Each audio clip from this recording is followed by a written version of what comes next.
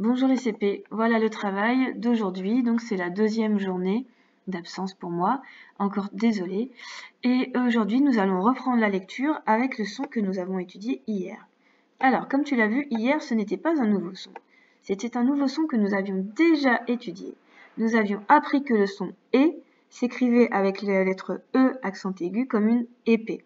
Et hier nous avons vu, et nous nous sommes rappelés surtout parce qu'on l'avait vu dans le petit dessin animé des fondamentaux, que le son E pouvait s'écrire également ER comme dans un rocher ou EZ comme dans nez. L'écriture EZ, tu le verras, elle est assez rare. On la trouve vraiment dans une situation bien particulière que je vais t'expliquer tout à l'heure. Donc là, on va relire les syllabes qu'on a construites hier, qu'on a lues hier, pour se réentraîner avec ce son E. Je les lis une première fois et après tu peux faire pause pour les relire toi tout seul.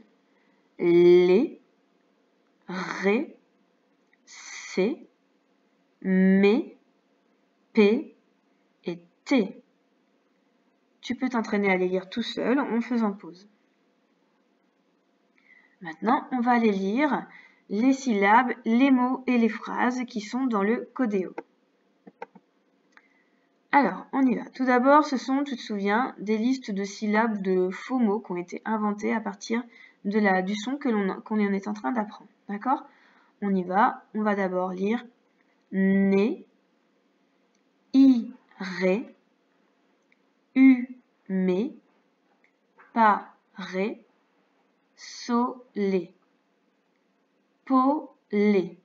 Donc là, tu peux faire pause dans la vidéo déjà et t'entraîner à lire ces syllabes et ces faux mots plusieurs fois de suite jusqu'à ce que ça soit de plus en plus rapide pour toi. D'accord ? Entraîne-toi bien d'abord à lire ces syllabes. Maintenant que tu as lu les syllabes, on va pouvoir lire des mots et des phrases.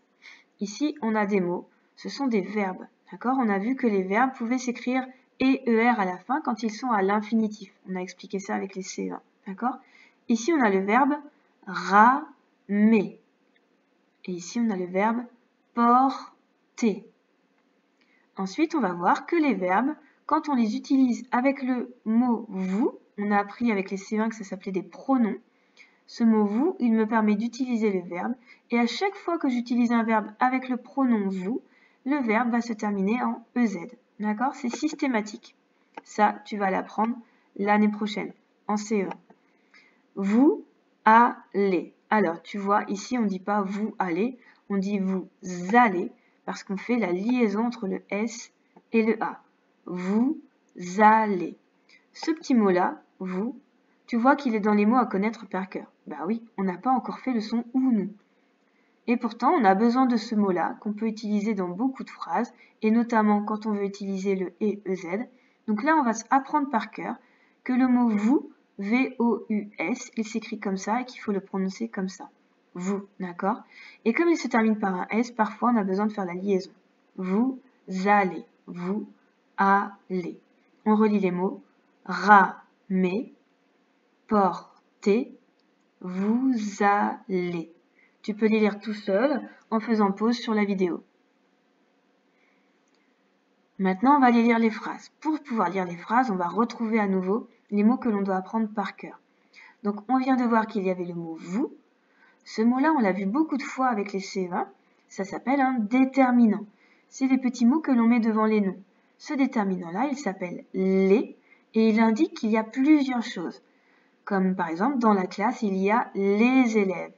Ou alors, les élèves sont rangés dans le couloir. Les cahiers sont sur le bureau de la maîtresse. Les signale qu'il y a plusieurs objets. Et ici, ce troisième mot, on peut savoir le lire parce qu'on a appris les sons. Il y a le son A, L, O, R. Et le S est muet. A, lor, alors. D'accord ? C'est un petit mot invariable qui ne change jamais d'orthographe et qu'on va pouvoir apprendre par cœur. A-L-O-R-S, ça fait alors. D'accord ? Je suis malade, alors je reste à la maison. La maîtresse est malade, alors les élèves restent à la maison. D'accord ? C'est dans ces cas-là qu'on utilise le mot alors. Tu aimes les qu'est-ce que tu pourrais aimer ? Les haricots verts, alors je vais t'en faire pour le repas. D'accord? On va aller lire les phrases maintenant qu'on a vu ces mots-là. Il y a 2 phrases. Tu te souviens, pour compter les phrases, on compte les points. Ici, on a un point et ici, on a un autre point. Maintenant, tu le connais ce point-là. C'est un point d'exclamation. Ça veut dire qu'on va devoir s'exclamer, on va devoir montrer une émotion forte. D'accord? Et ici, ce n'est pas un point, c'est une virgule qui permet de faire une petite pause entre les 2 groupes de mots que nous avons là. On va lire les phrases, pardon. Ici, tu te souviens, c'est le mot vous. D'accord? Vous réparez les épées. Alors, c'est comme tout à l'heure. Ici, on a une liaison entre les et épée. On va faire vous réparez les épées. Vous réparez les épées. À toi de lire cette phrase. Tu peux faire pause et la lire plusieurs fois. Maintenant, on va lire la deuxième phrase. Toujours ce mot vous. Et tu vois, chacun des verbes s'est terminé par EZ. Vous réparez. Et là, ici, c'est vous parlez. Et il se termine par EZ. Vous parlez. Alors, sortez. Je la redis. Vous parlez. Alors, sortez. Voilà pour les 2 phrases qui sont dans cette page. Ces petits mots-là, il va falloir que tu les écrives plusieurs fois, au moins 3 fois chacun, un peu chaque jour pour que tu puisses les mémoriser. On les retravaillera à l'école quand on reviendra des vacances, mais ça serait bien que tu les mémorises, d'accord, avant qu'on passe à d'autres sons. Vous, les, alors. Ce que je te conseille maintenant, c'est de faire pause et de t'entraîner à lire toute cette page-là du Codéo plusieurs fois, d'accord, et pour pouvoir t'entraîner à lire de mieux en mieux. Et ensuite, tu peux passer aux exercices. Encore une fois, ces exercices, je les ai envoyés par mail, mais tu peux aussi les faire à l'oral ou sur une ardoise si tu veux. Alors ici, il faut trouver les syllabes qui vont permettre de construire le mot qui est représenté par le dessin. Ce dessin, il représente le mot palmier. Et ici, ce sont des feuilles de papier. Ici, pareil, on doit recomposer le mot en utilisant les syllabes qui sont proposées. On a la syllabe les et la syllabe par pour faire le mot parler. Et là, on a la syllabe mais et la syllabe ra pour faire le mot ramer. Et enfin, on doit écrire le mot né avec le N, d'accord, qu'on entend, le mot né. Et ici, je dirais le mot taper, d'accord? Bien sûr, tu regardes qu'il y a le nombre de lettres pardon, qui est mis ici pour pouvoir écrire le mot, d'accord? Tu peux remplir ton Codéo ou l'écrire sur une feuille de brouillon si tu le souhaites. Voilà pour la lecture aujourd'hui. On va passer maintenant aux mathématiques. Je vais te passer une petite vidéo des fondamentaux. Cette vidéo, elle t'explique, on l'a déjà fait, mais elle va nous réexpliquer à quoi sert le signe plus. C'est parti.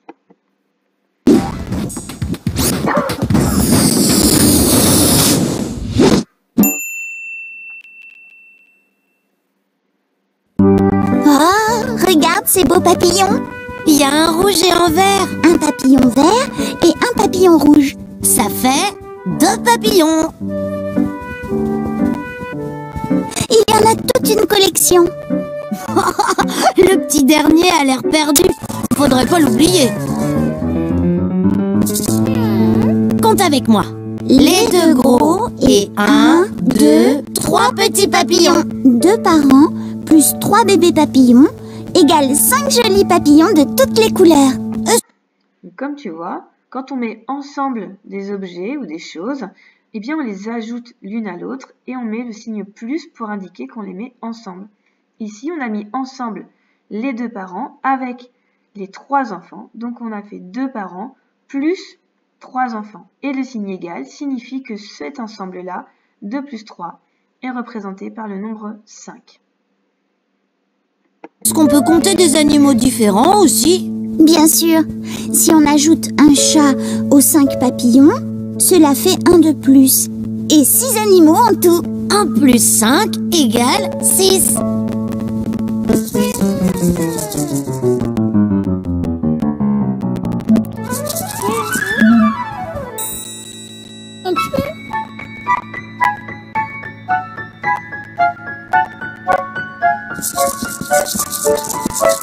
Il a avancé de 7 cases. Et 3 de plus. Mais que fait ce chat? Il veut qu'on les ajoute. 7 plus 3 égale... Attends, laisse-moi compter sur mes doigts. 10. Et 1 de plus... Et donc là, on vient de voir que quand tu joues sur une frise numérique, quand tu joues à un jeu de loi par exemple, ou le jeu des coquelicots avec la coccinelle, quand tu avances sur une frise numérique, et bien que tu rajoutes et que tu fais plusieurs bonds, et bien tu les rajoutes.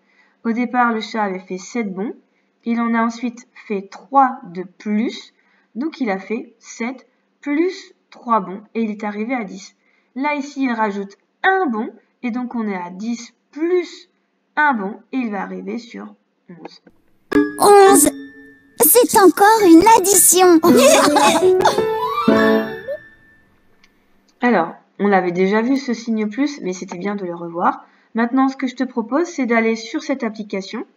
J'ai créé moi-même un exercice ici. Tu peux y aller avec papa ou maman en utilisant ce QR code ou cette adresse internet et tu vas arriver directement à ce calcul. Il faut retrouver l'image qui correspond aux calculs qui sont donnés. D'accord ? Mais je t'ai aussi préparé des petits exercices que tu vas pouvoir faire sur ton cahier ou sur l'ardoise. Donc tu peux commencer par ce petit exercice-là. Tu fais pause et tu tapes ensuite l'adresse où tu prends le QR code. Et ensuite, tu peux faire les exercices sur feuille ou sur l'ardoise. Voilà pour les petits calculs que tu peux faire. Pour t'aider, si tu as besoin, tu peux aller chercher des jetons. D'accord ? Ou alors dessiner même des jetons. Par exemple, pour faire 6 plus 3, tu peux dire que tu vas prendre 6 jetons. 1, 2, 3, 4, 5, 6. Tu as 6 jetons qu'on va mettre ici. 1, 2, 3, 4, 5, 6. Et on va en rajouter 3. 1, 2, 3. Et on peut les mettre en dessous. Et ensuite, tu peux les compter. 1, 2, 3, 4, 5, 6. C'était les 6 que tu avais d'abord. 6, 7, 8, 9. Voilà, tu peux utiliser des jetons ou tes doigts si tu as besoin ou répondre directement en comptant dans ta tête. Voilà pour les calculs d'aujourd'hui.